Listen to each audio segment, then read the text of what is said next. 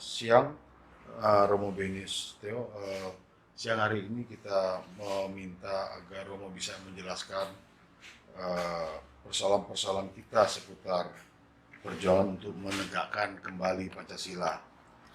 Untuk pertama kali ini kita ingin mengetahui bagaimana analisa Romo, apa yang menjadi tantangan terberat bagi Pancasila dewasa ini. Silakan Romo. Ya, tantangan kita itu kan sebenarnya kalau kita mau jujur, sila kelima ini, keadilan sosial bagi seluruh rakyat Indonesia, itu menjadi masalah. Selama masih banyak kemiskinan, pengangguran, ya mudah benih-benih radikalisme itu tumbuh dan ada harapan-harapan sini. Nah, persoalan kita memang tidak mudah membalik telapak tangan ya, setelah reformasi itu mengembalikan kembali ideologi Pancasila menjadi praksis ideologi berbangsa dalam arus kebijakan. Karena kebijakan itu kan menyangkut tentang rasa.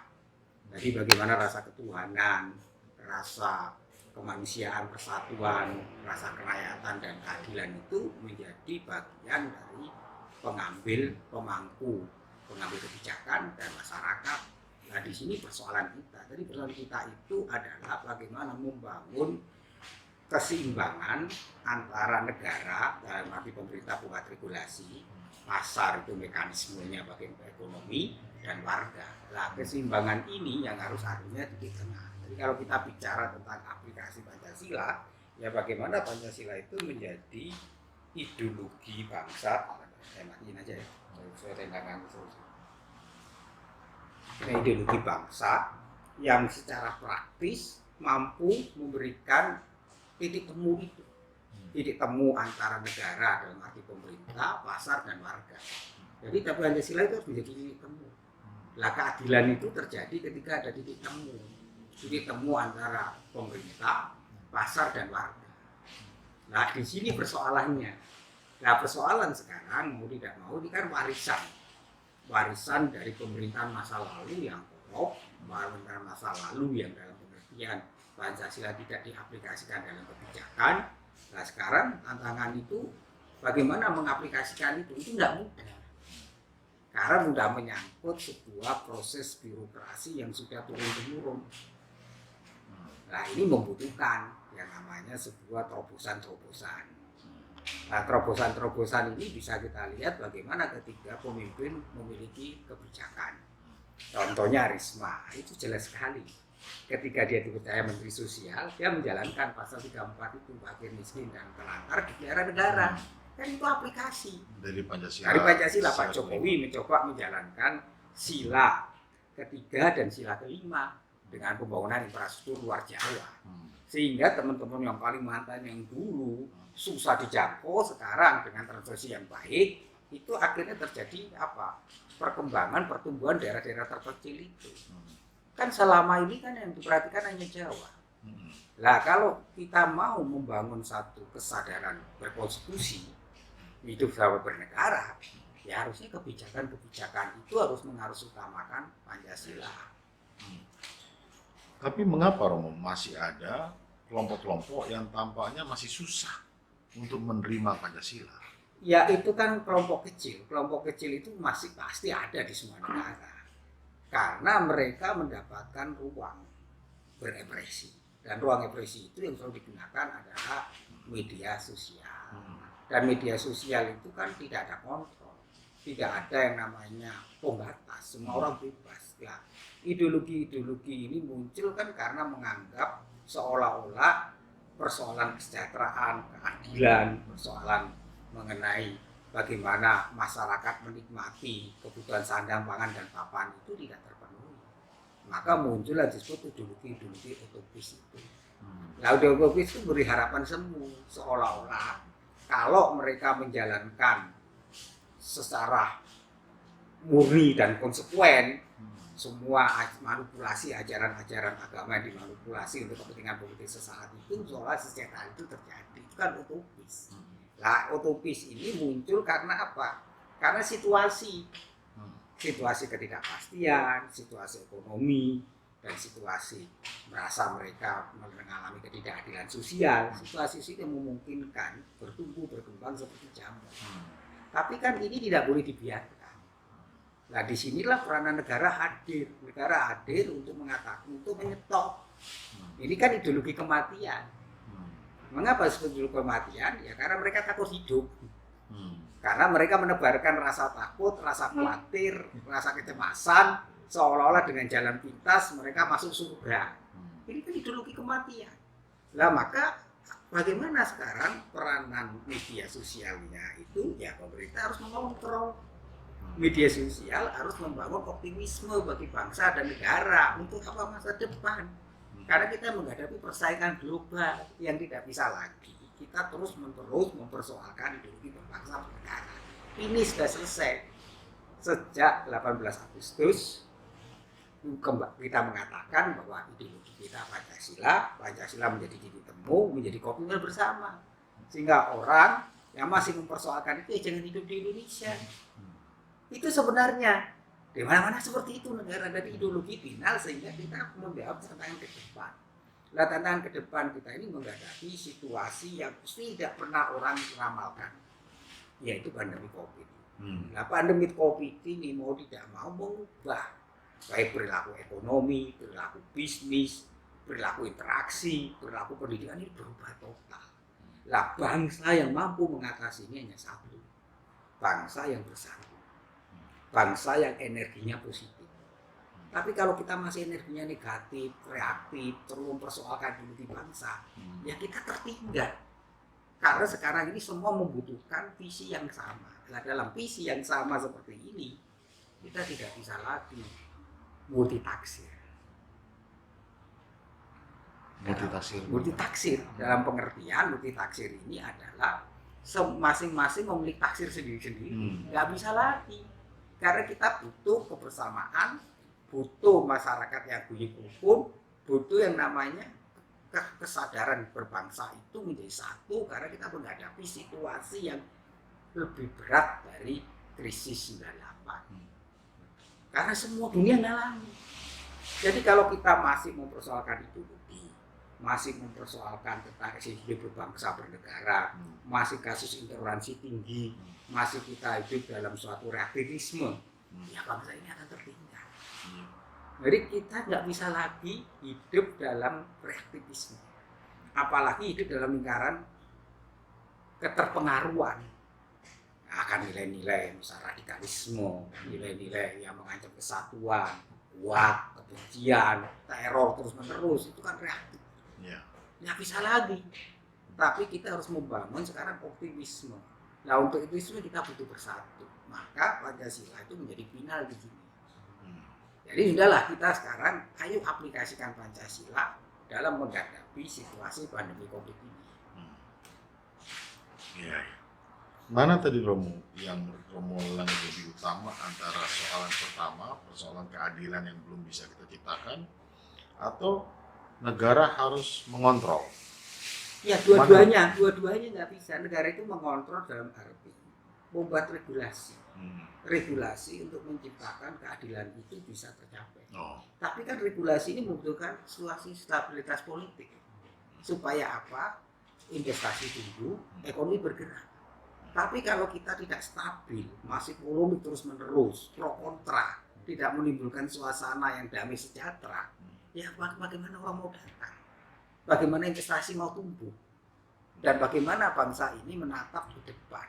Di semua negara, sekarang kesadaran kita adalah masing-masing negara itu menyelamatkan dirinya. Bagaimana bisa mereka untuk tetap menjadi superpower, struggle dalam berarti mereka bisa bertahan, survive itu bisa bertahan, maka mereka bersatu, nggak ada semua, karena masing-masing menyelamatkan dirinya. Wong situasi ekonomi semua minus. Nah, untuk bisa membumikan nilai-nilai Pancasila di tahun 2021 ini, apa yang menjadi prioritas yang harus dilakukan oleh negara? Ya, prioritas menurut saya betul apa yang sudah dilakukan Menteri Agama, moderasi beragama itu, dan itu yang harus dikampanyekan bahwa kita hidup bersaudara, kita satu dengan lain saling membantu, Dan kita masing-masing harus menjadikan agama itu inspirasi batin, bukan aspirasi kepentingan politik. Itu. Dan itu kalau itu berjalan akan damai sejahtera, maka akan terciptanya stabilitasan politik, maka ekonomi akan bertumbuh berkembang. Jadi membumikan Pancasila itu salah satunya adalah bagaimana beragama yang moderat. Itulah nilai sila pertama ketuhanan Yang Maha Esa yang dikatakan Bung Karno, yaitu agama yang berkebudayaan. Berkebudayaan itu belas asih, saling cinta menyita, saling peduli satu dengan yang lain, bertengkar rasa, saling menghormati kan itu. Jadi itu yang menjadi dasar. Kalau ini moderasi beragama itu menjadi bagian dari cara berpikir, bertindak, bernalarasi kita, baik pengimbal kebijakan dan warga, dan itu akhirnya menunjukkan situasi kondusif dan politik, sehingga ke depan persoalan politik identitas itu selesai. Kalau ini selesai, ya maju bangsa ini. Tapi kalau masih politik identitas, nggak akan pernah maju. Bangsa kita ini kan ingin ada orang atau figur yang bisa menjadi teladan. Tapi sekarang ini kebanyakan orang menilai bahwa orang yang bisa diteladani ini sangat minim. Justru banyak pejabat yang tidak bisa mencerminkan nilai-nilai Pancasila. Menurut Romo gimana? Ya problemnya kan karena yang ditampilkan di publik kan yang ada kasus. Nah ini problem kita. Karena nggak adil juga, banyak orang kok yang ikon Pancasila, orang-orang yang berbakti bagi bangsa itu jutaan daripada selalu 2 kasus. Tapi media itu kan bad news. Bagaimana berita yang jadi kontroversial yang harus ditekankan. Nah ini nggak adil, gitu loh. Jadi kalau yang dilihat hanya penangkapan KPK terus, ya bangsa ini jelek terus. Padahal banyak orang-orang baik lah. Bagaimana menggeser ke depannya? Media itu harus menampilkan orang-orang baik. Ada jutaan orang baik. Dan orang baik ini harus dikenalkan, dipublikasikan, dan itulah menjadi pilihan kita alternatif. Banyak kok. Bisa Romo sebutin siapa-siapa yang bisa menjadi contoh untuk bisa? Ya banyak. Ada Bu Risma, ada Kasat, kan kelihatan Andika yang berjiwa nasionalis. Ada banyak, ada Panglima, ada Pak Polri, kan banyak yang tegas. Dan hampir semua pegawai-pegawai itu sebagian besar kan berbakti. Ya kasus korupsi kan kalau kita hitung berapa persen yang kena tertangkap tangan yang melakukan. Mengapa itu terjadi? Ya karena sistem korupnya itu. Kenapa sistem korupnya? Karena biaya politik tinggi. Coba kalau nanti mereka berpikir biaya politiknya nggak tinggi, misalnya bagaimana kampanye dibuat efisien, dibuat TV publik, sehingga mengurangi biaya ini, bisa kok. Tapi ada nggak keinginan politik untuk itu? Maka harusnya partai-partai politik itu dibiayai negara, APBN. Kalau kita mau, lah politik will ini yang belum ada. Lah bagaimana ini supaya ada kesadaran ini? Ya harus ada tekanan publik. Jadi ke depan menurut saya kita harus mulai mengolah keragaman kemajuan ini menjadi aset hidup berbangsa, ini menjadi modal. Baik modal ekonomi, sosial, budaya, dan simbolik. Nah disitulah Pancasila yang menyatukan.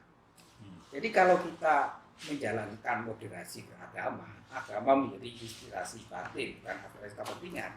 Nah disitulah kita akan mengalami sebuah yang disebut pengaruh pencerahan. Tetapi kalau manipulasi agama terus-menerus dijalankan, ya kita menjadi bangsa yang tidak mampu untuk menjadi bangsa yang modern. Nah ini tantangan. Tapi saya melihatnya dengan ke depan, visi Indonesia itu optimis.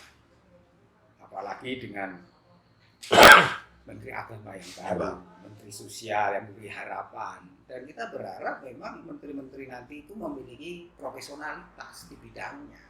Nah, ke depan memang pentingnya jaga pejabat publik itu memang harus punya akar. Jadi jangan dipertentangkan lagi ini asal politik, asal profesional, nggak bisa lagi. Selama kita masih dikotomi itu nggak maju-maju. Kemudian tentang BPIP Romo. Bagaimana ya caranya supaya BPIP ini bisa benar-benar operasional sampai di daerah-daerah dan dirasakan oleh seluruh rakyat? Sebetulnya apa yang menjadi kendalanya? Ya kendala itu regulasi ya. Karena BPIP itu lain dengan BP7. Dia tidak punya kaki-kaki tangan di bawah. maka BPIP harus membangun sinergi dengan lembaga-lembaga terkait, misalnya mendirikan Panca Mandala kerjasama dengan Kementerian Dalam Negeri dan kementerian yang lain terkait. Jadi bagaimana membangun, dan kedua bagaimana BPIP memanfaatkan teknologi di komunikasi. Jadi BPIP misalnya sekarang membuat film animasi, itu kan ditonton jutaan orang. Jadi salah satunya bagaimana Pancasila itu menjadi praksis sehingga gampang diterima oleh anak-anak milenial. Jadi memang ke depan BPIP nggak bisa lagi seperti dulu. Anak-anak kan nggak mau didoktrin. Anak-anak nggak mau dikursusi, akan lari mereka kalau dikursusi seperti itu. Jadi memang ke depannya itu nggak mungkin lagi. Maka harus menggunakan sebanyak mungkin sarana-sarana media sosial, media kreatif, bagaimana membuat sebuah hal yang menarik. Maka mau tidak mau BPI harus merangkul. Merangkul siapa? Orang-orang yang memiliki follower banyak, ini realitas. Orang-orang yang mampu mempromosikan misalnya moderasi, mempromosikan toleransi, mempromosikan kebersamaan, persaudaraan, mempromosikan orang-orang yang bekerja untuk pelayanan publik, ini bagian dari ikon. Nah, memang dirasakan itu kan ketika proses pembatinan nilai itu kan nggak bisa 1-2 tahun. Nah, yang penting menurut saya bagaimana pendidikan moral Pancasila itu diajarkan kembali, dan upacara bendera itu tiap hari Senin ada. Nah, ini pentingnya regulasi. Nah, kita berharap Menteri Pendidikan dan Komisi 10 Pendidikan itu merevisi Undang-Undang Sipiknas sehingga materi pendidikan moral Pancasila masuk dalam pendidikan sehingga menjadi kewajiban lagi. Tanpa itu ya repot. Dan kedua, Menteri Pendidikan mulai kembali mengajarkan lagu-lagu kebangsaan itu hingga Sabtu Minggu. Setiap hari Senin ada upacara, paling 25-30 menit. Rasa itu ada lagi, di semua negara juga sama.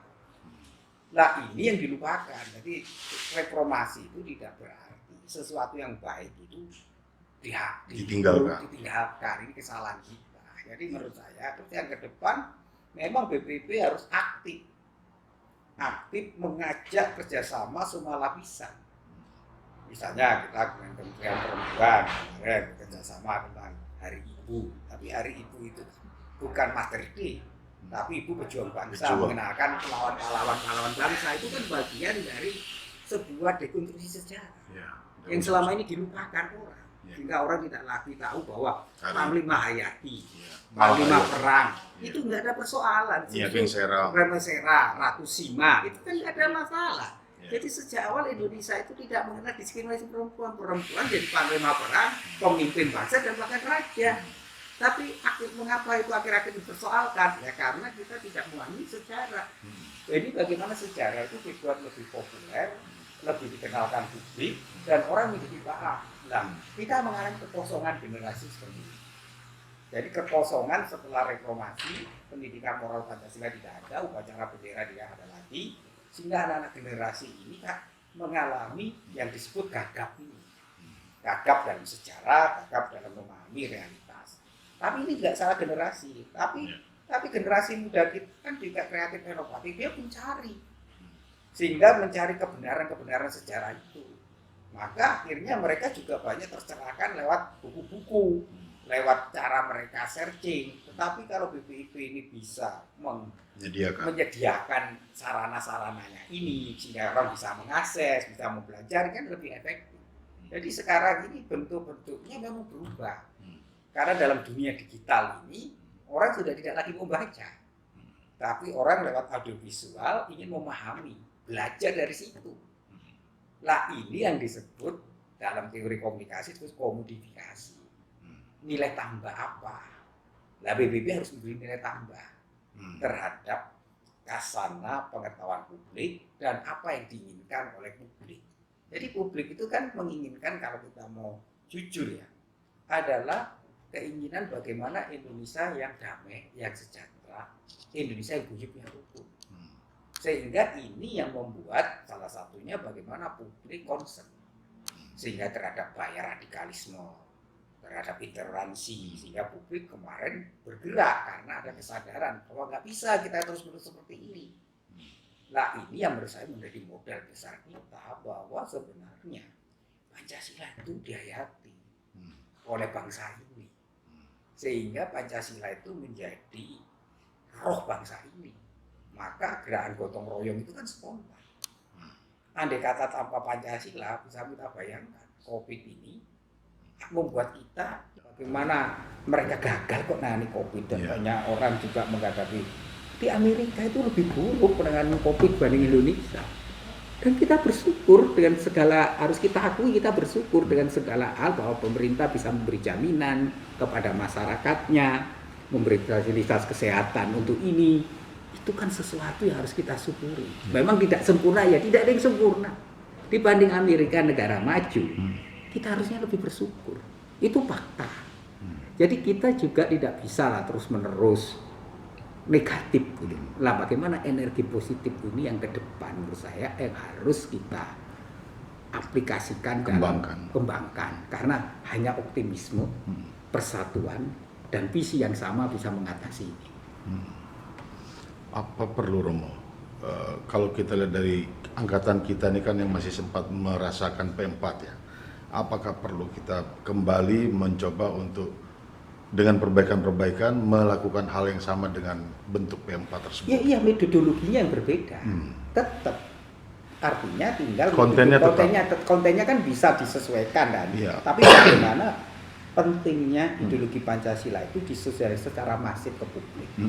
Mungkin sekarang kontennya tidak lagi pakai Manggala, tapi pakai orang-orang konten-konten kreator. Orang-orang yang punya info pengaruh pada tinggal mereka ini yang diisi kontennya. Lah BPIP harus menyediakan materi itu. Sehingga materi ini bisa dikemas tapi tidak doktriner, tapi bagaimana materi-materi itu yang intinya kepada kesadaran bahwa bersatu itu sangat penting. Moderasi agama itu sangat penting. Jadi lebih kepada bagaimana hidup berbangsa bernegara itu menjadi sangat penting. Dan yang paling penting adalah bagaimana ideologi itu menjadi praksis kebijakan. Dan ini yang ditunggu. Jadi memang nanti kita berharapkan para pemimpin itu setiap dari tingkat paling bawah itu mengaplikasikan dalam kebijakan. Misalnya kebijakan tidak diskriminasi. Itu kan bagian dari Pancasila. Jadi lebih pembumian Pancasila itu dalam praksis kebijakan. Bukan sekedar moral pribadi. Dulu itu sifatnya moral pribadi, butir-butir itu. Tapi tidak menjadi aplikasi kebijakan. Nah ini yang kita harapkan. Sehingga Pak Jokowi sebenarnya sudah merintis itu. Dengan pembangunan infrastruktur misalnya, itu kan sudah menjalankan sila ketiga dan kelima. Coba kalau kita membayangkan pikiran pragmatis, ya Jawa aja, pemilu ini ditentukan oleh Jawa. Jawa Tengah, Jawa Barat, Jawa Timur, selesai. Jujur aja kan. Kalau kita mau bicara tentang pragmatis politik, jadi nggak mikirin luar Jawa, tapi dengan pembangunan infrastruktur luar Jawa, bagaimana luar Jawa menjadi sekarang ekonomi menjadi bertumbuh. Memang ada persoalan, ya, tidak mungkin lah tanpa ada persoalan. Tapi yang penting role-nya udah jalan, role modelnya. Lah tinggal bagaimana kita menjaga demokrasi ini. Lah demokrasi ini ya memang rohnya Pancasila. Lah ini dicari model yang cocok gimana? Apakah model seperti ini cocok atau tidak? Lah ini yang harus dipikirkan. Dan ini kan butuh sebuah ruang di mana kita saling memberikan ide gagasan untuk apa? Melengkapi dan mengoreksi yang kurang. Misalnya demokrasi kita kalau memang biayanya mahal, bagaimana mengurangi biaya mahal itu? Sehingga nilai-nilai Pancasila itu berjalan, musyawarah mufakat itu tercapai. Sehingga ada rasa keadilan dan bagaimana keterwakilan daerah itu sangat penting. Soal ini Romo, soal demokrasi tadi ya, yang Romo katakan tadi. Menurut Romo ini kira-kira pemilihan langsung yang kita lakukan selama ini kira-kira memperkuat atau melemahkan Pancasila? Ya kita melihat dulu, bisa memperkuat, bisa melemahkan. Bisa memperkuat kalau para pemilihnya, para anggota-anggota parlemen, pilihan bupati, wali kota, gubernur itu mengaplikasikan Pancasila. Maka perlu ada regulasi. Lah di sini BPIP bekerja sama dengan KPU dan Bawaslu untuk ini. Bagaimana nantinya ideologi Pancasila itu menjadi praksis kebijakan.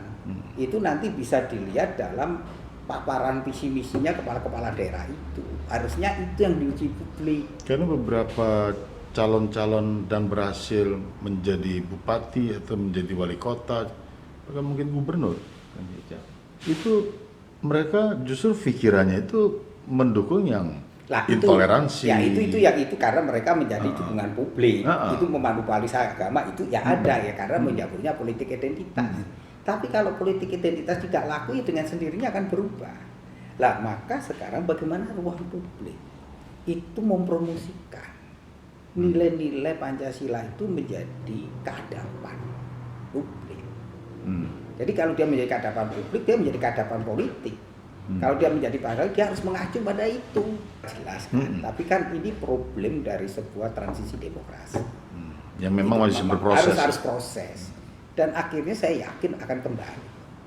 Ketika nantinya akan muncul pemimpin-pemimpin yang visioner. Ya sekarang mulai muncul bahwa kemajemukan keragaman kan luar biasa. Coba ketika Pangdam Jakarta bertindak, banyak orang mendapatkan pujian. Itu kan menunjukkan bahwa keragaman kemajemukan itu yang dulu tertidur sebenarnya banyak dukungan. Tapi sebelum Pangdam kan itu didahului oleh Nikita Mirzani. Ya artinya kan ketika orang punya keberanian, ini kan dalam situasi yang dalam teori komunikasi kan teori keheningan. Orang itu takut bersuara karena menunggu siapa yang punya menunggu kebuntuan untuk bersuara itu. Ini kan selama ini kan orang merasa takut. Kalau bersuara nanti mereka jadi masalah. Tapi muncul orang yang berani sehingga spiral keheningan itu diputus, malah bergerak. Ini sudah lama orang menunggu itu. Jadi kan sebenarnya kan ini membuktikan orang cinta Pancasila itu besar. Ya, tapi selama ini menunggu. Nah, dalam spiral keheningan itu mereka memang seolah-olah senyap, tidak punya keberanian, menunggu orang yang punya keberanian bergerak, baru setelah itu tidak ada masalah kok, baru bergerak. Nah, sebenarnya ini menjadi satu refleksi kita bahwa sebenarnya orang cintai Pancasila itu luar biasa. Hanya berbagai kalangan, hanya saja karena tidak ada stimulus. Sehingga bukan tidak ada stimulus orang yang punya keberanian bergerak. Nah, sekarang jangan seperti ini lagi kan. Bagaimana itu dijadikan habitus bangsa. Kalau dia menjadikan Gus Einstein cara berpikir, bertindak, benar berrelasi, maka dia dibatinkan dalam perilakunya. Nah, ini yang harusnya. Jadi sebenarnya tanpa ini nggak ada gunanya. Maka kita berharap nantinya Pancasila itu harus diinternalisasi dalam seluruh aspek kehidupan. Dia bukan jargon. Ini yang sekarang ini. Jadi BPIP harus mampu itu mengintegrasi Pancasila dalam praktek hidup berbangsa dan para penyelenggara negara. Kalau tidak, nggak ada artinya. Jadi selain misalnya ada Risma, ada Kasat, ada berbagai macam figur-figur itu. Pangdam. Banyak loh banyak figur. Ada juga orang seperti kayak Nikita yang kemudian punya peran strategis. Artinya orang-orang itu ada. Maka orang yang tadi sekarang ini bagaimana internalisasi. Bukan lagi ukuran itu moral yang abstrak. Maksudnya? Moral abstrak itu kita terjebak pada moral yang abstrak. Artinya moral itu ukurannya itu kan kesalahan individual bukan kesalahan sosial gitu loh.